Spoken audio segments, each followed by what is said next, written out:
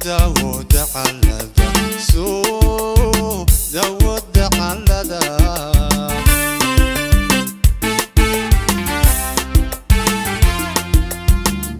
Sayla iyo sool saaxil iyo sanahaga bari sirahayda buurani Hargeisa siraad kale soo daawo dacalada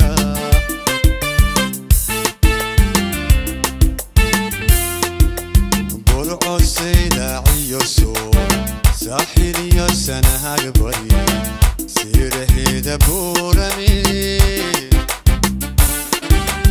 Hargeisa siraad kale soo daawo dacalada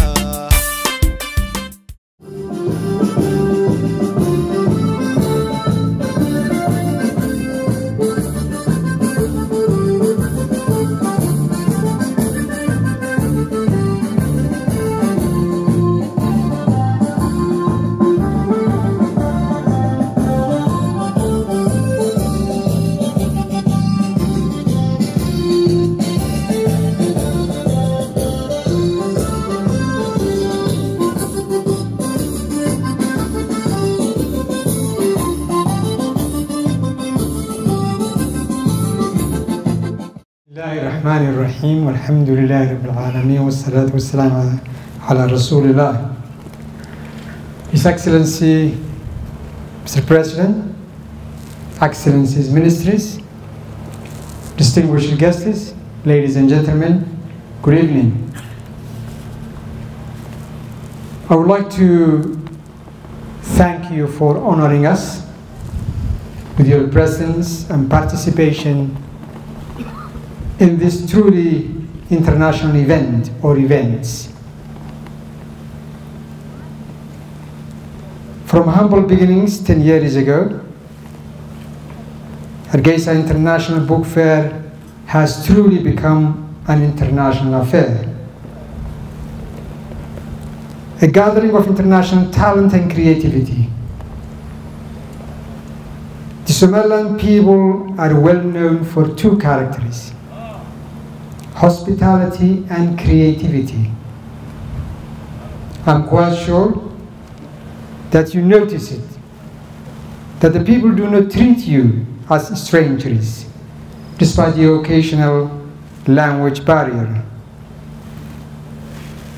You may be also aware that the most prominent Somali poets, singers, and performers have come from Somaliland. Somaliland is a land of peace, of culture, of arts, of hope, and of tolerance. It's democratic, inclusive, and pluralistic. And now, talking as a foreign minister, people confuse Somaliland and Somalia. You are in Somaliland, the former Somaliland British Protectorate, a country with distinct history, values, and international borders. A country that fulfills all the requirements of an internationally recognized sovereign state. Somalia, on the other hand, is a neighbor, one of our neighbors, and we want to live in peace with them. We believe that the world is poorer by not recognizing Somaliland.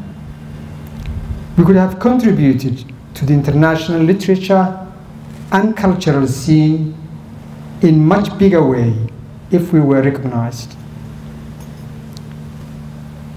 Here is a human rights issue.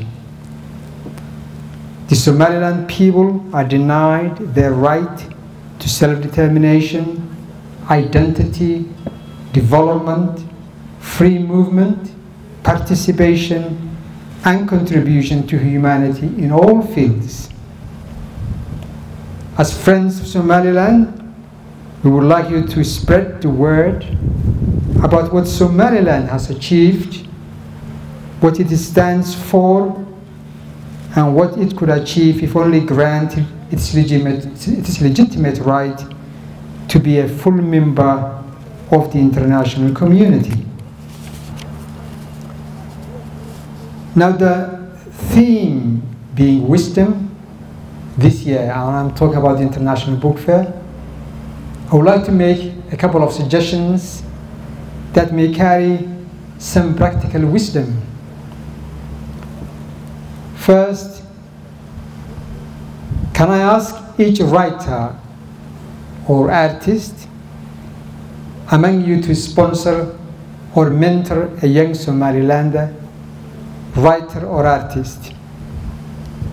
And second, can I ask each of you to help translate and publish one book in Somali language into your own language or international language so that we can share our stories, wisdom, and ideas with the wider world? Thank you very much.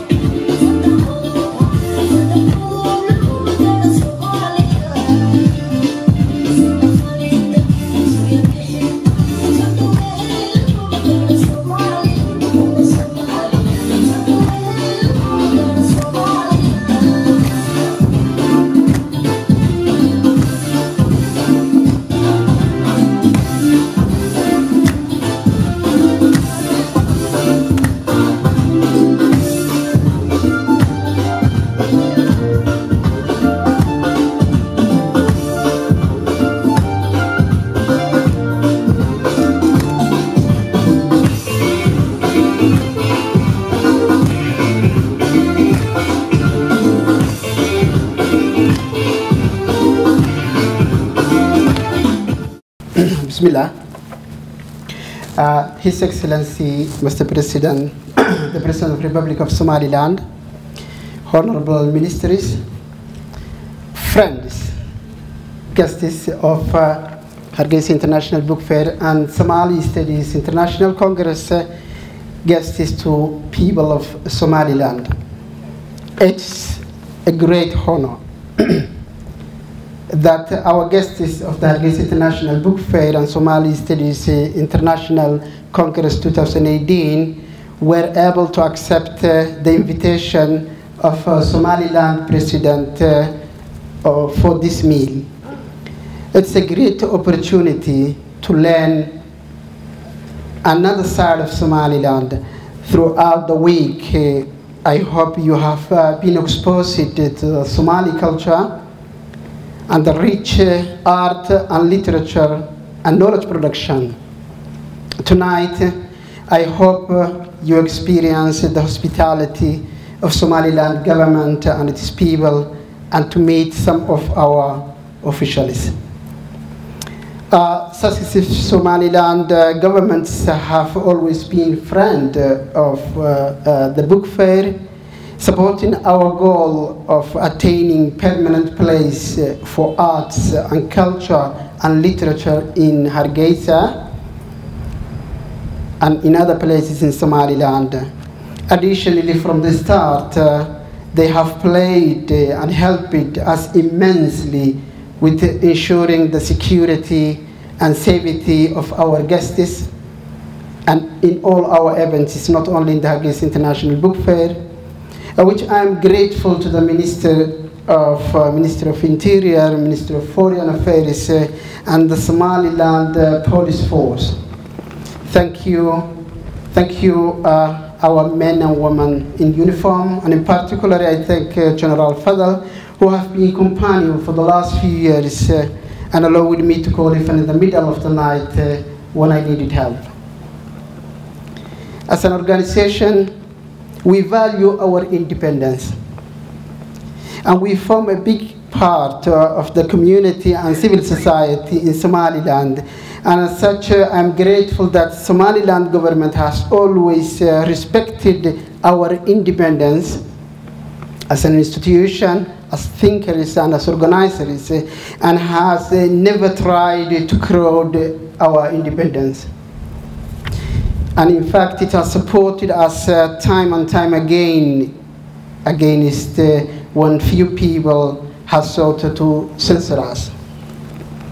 It is our differences that make us a wonderful society, a wonderful diverse society. And I hope Somaliland as a society and Somaliland as a government will always allow us and support all our differences. Despite our diversity and our differences, with one voice, we are fighting to find our rightful space as a nation in the international community. With our one voice, using all the different forms of art, different forms of communication, from the songs, poetry, and debates you have been hearing all the week and the next couple of days, to the corridors and negotiations, politics and economics, we are united in our quest to find our international independence. Because a recognition is not just a political end, the lack of its affects all our ability to participate in the world. Culturally, sports, music, arts, and economic, everything it affects. It's impossible to benefit from the interconnectivity of today's world when your very identity and history is being denied. When you cannot even visit your neighborhood country, it's difficult to imagine a connected African or Pan-Africanism, as I truly believe. With that perspective, you can imagine how we are so excited if we were able to host the Somali Studies International Congress in Somaliland in Hargeisa, and we continue hosting you annually the Hargeisa International Book Fair. To have this limited time with access to the regional and global institutions, to welcome so many friends from many recognized countries and show them who we are as a people and as a nation. We hope that we have gained some friends, new friends in this occasion. I hope that you enjoyed your time with us. I hope also that your perspective of Somaliland is now changed and now more fully formed. And that you too will echo our voice until we get our rightful place among the nations. In the meantime, I know many of you will strive to help, to echo to the Minister of Foreign Affairs, to help our institutions, our youth, our writers, musicians, and artists to get access and facilitate for them platforms within your own countries, within your own institutions, and in the international forums. This is significance of having Somali Studies International Congress here in Hargeisa.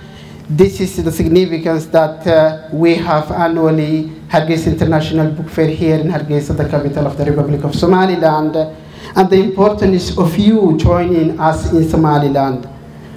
So now that we have placed a heavy burden on your shoulders of sharing our message back and our difficulties to access to the platform, to our quest for nationhood, please enjoy your evening.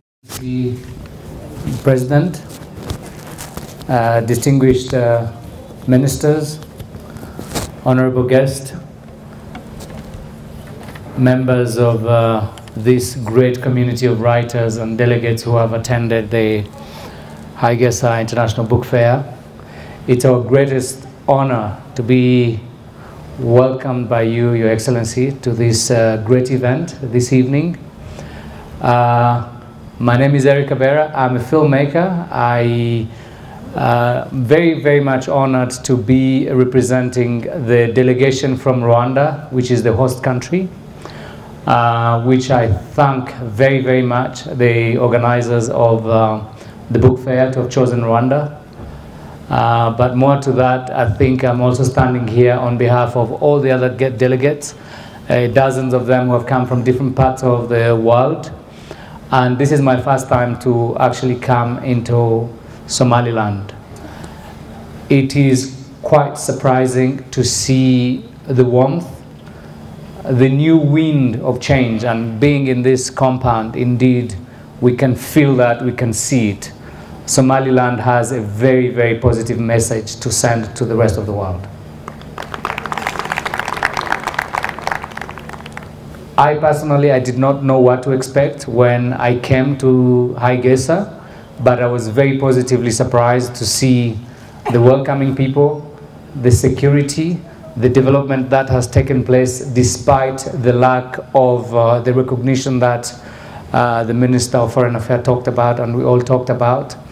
But most importantly, the courage of the people, the resilience of the people, and what the country has become despite all these challenges is extremely, extremely encouraging, and this is the message that we'll send to the rest of our countrymen back home.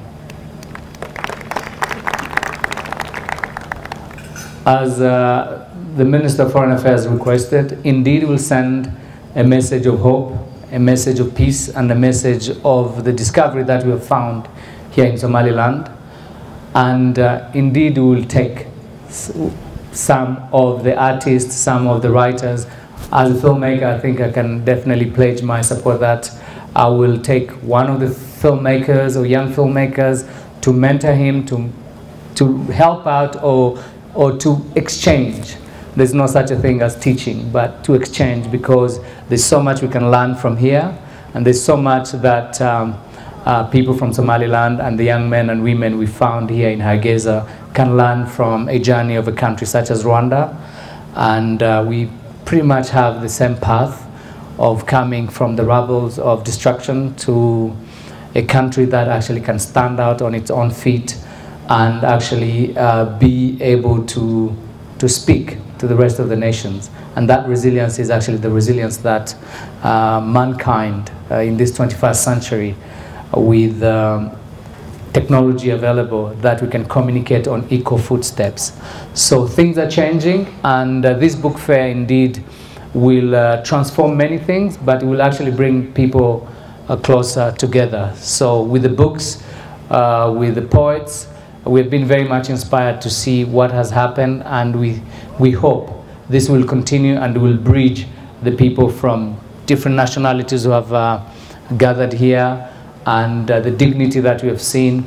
And I think we can only send a message of hope and a message of peace that we have found here, and indeed within the Pan-African movement that exists on the continent, and the rapprochement that needs to happen from around the world. I think this is a message that the rest of the world needs to see and need to witness. So without further ado, I would like to thank you, His Excellency, to have definitely made the time to meet this delegation and actually to give us the opportunity to witness the State House, the calm that exists and the peace that prevails in Somaliland. Thank you very much, and God bless. Welcome to Somaliland. We are very pleased to welcome you to our country. waxaan aad iyo aad ugu mahadnaqayaa oo u soo dhaweynayaa martida halkan caawa isugu timid ee ka soo qayb gashay ee qaybna ka qaadatay hirgelinta bandhigga buugaagta ee caalamiga ah dhammaan aqoon-yahanka hal-abuurka kuwa sameeya filimada iyo dadka aqoonta badan ee dalal kala duwan ka yimid ee carrigayga nagu sharfay inay yimaadaan waxaan leena soo dhawaado sida hore loo sheegay wasiirkii khaarijiga inta iga horreysayba ku soo dhawaada dal nabada dimuqraadiya aragti horumarineed ku socda nabadgeliya caalamka oo dhan jecel inuu caalamka oo dhan wax la qabsado oo haddana aan caalamku aqoonsanayn laakiin iyagu is aqoonsan ognahay inay maalin ka mid ah cid walba is aqoonsan doonaan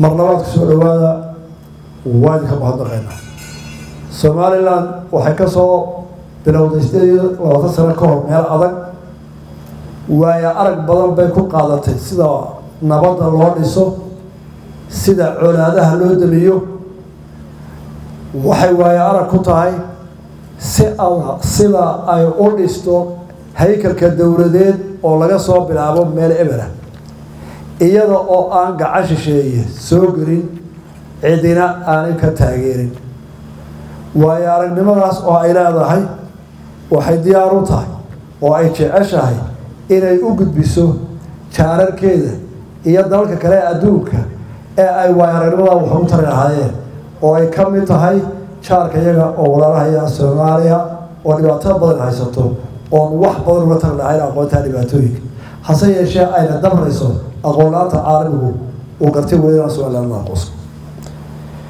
waxaan kusoo koobayaa soo dhawaada Somaliland waa taa la idin sheegay waa taa aragteen waxaanu nahay dal nabada isagoo isnabadgeliyey dhibaatooyinkiisa iyo khilaafaadka gudihiisa xallisha dabcan dal waliba dhibaatooyin maalin walba waa leeyahay kuwan annaga xallisana caalamkana waxaan ugu baaqaynaa nabad jaarkayga waxaan ugu baaqaynaa nabad iyo horumar iyo iskaashi caalami